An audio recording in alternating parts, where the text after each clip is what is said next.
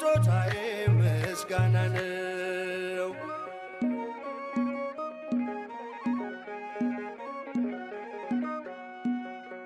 ጨለማዬን አስወግዶ ያበራልኝን አውቃለሁ። ሙሉ ሰው ነኝ ከእንግዲህስ ስከተለው እኖራለሁ። የብርሃንን ልዩ ውበት ፊት ለፊቴ ቆሞ አየሁት። ፍቅሩ ማርኮኝ በመቅደሱ ሰገድኩለት አመለኩት።